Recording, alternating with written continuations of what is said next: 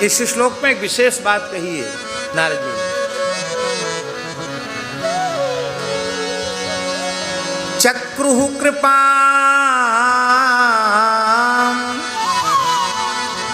यद्यपि तुल्य दर्शना,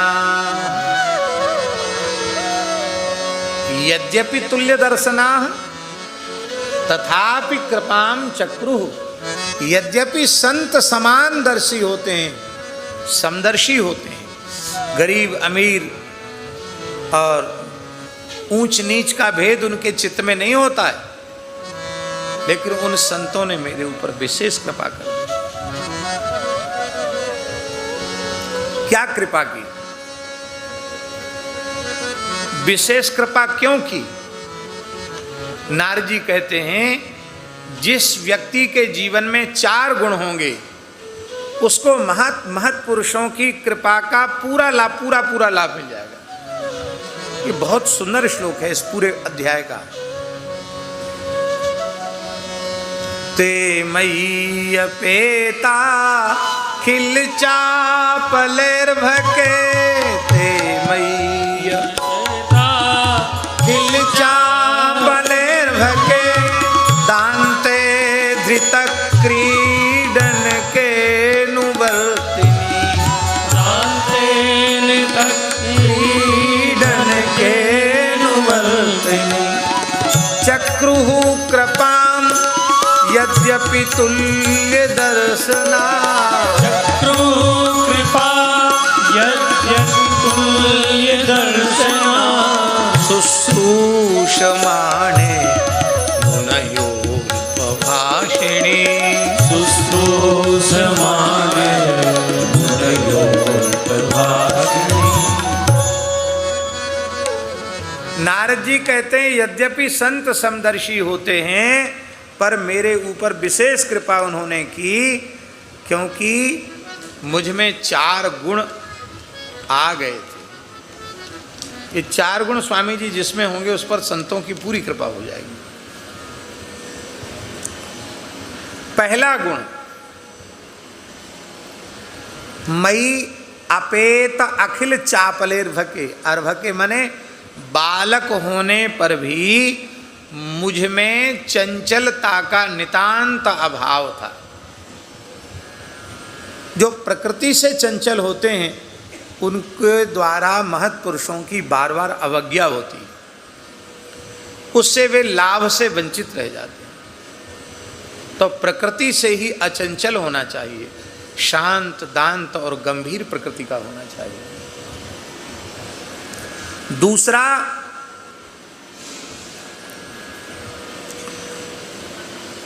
मैं उनके पद चिन्हों पर चलने का प्रयास करता था।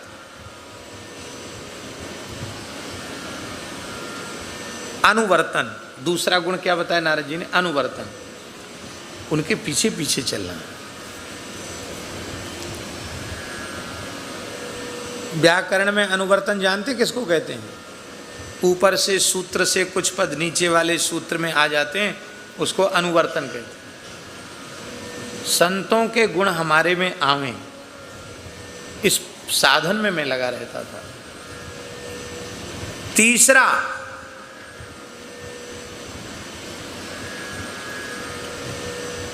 मैं उन संतों की सेवा करता था। हाँ, तीसरा लक्षण है जितेंद्रियता। पहला लक्षण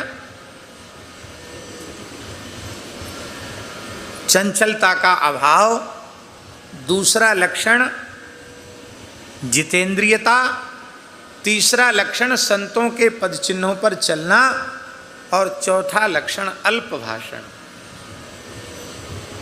अल्प भाषण माने कम बोलना।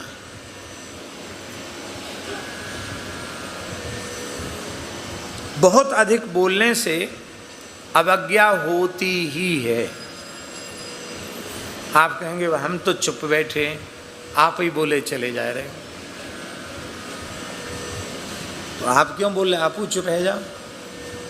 देखो, 2 शब्द हैं संस्कृत भाषा में, एक है वाग्मी और एक है बाचाल अथवा बाचाट।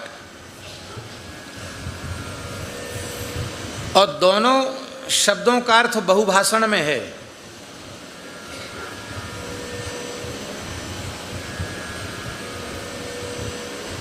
पर बहुभाषण भी दो तरह का है, एक यथार्थ बहुभाषण और एक अयथार्थ बहुभाषण। ऐसी जिनको बहुत बोलने की आदत होती है उनको बाचाल या बाचाट कहते हैं, और जो अन्य चर्चा नहीं करते, केवल भगवत चर्चा, भागवतों की चर्चा ही अपने जीवन का आश्रय समझते हैं, साधन समझते हैं, वही करना सुनना चाहते हैं, ऐसे महापुरुषों को वाग्मी कहा जाता है। इसलिए यो यथार्थम बहुभाषते स वाग्मी, यो अयथार्थम बहुभाषते स बाचालः बाचाटो वा, ऐसा हमारे ग्रंथों में लिखा है।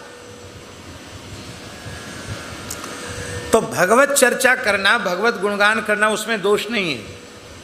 ऐसी व्यर्थ की चर्चा करते रहना, बिना सिर पैर की बातें करते रहना, ये दोष है। ज़्यादा बोलने वाले को कुछ न कुछ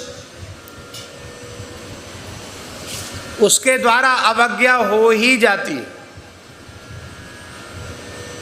तो इन गुणों के कारण उन संतों ने मेरे ऊपर कृपा की, मुझे भगवान के मंगलमय स्वरूप का ध्यान बता दिया, भगवान का नाम सुना दिया, तुलसी धारण करा दी और कहा कि ये भजन का ये मंत्र है, ये तुम जपो प्रेम से और भजन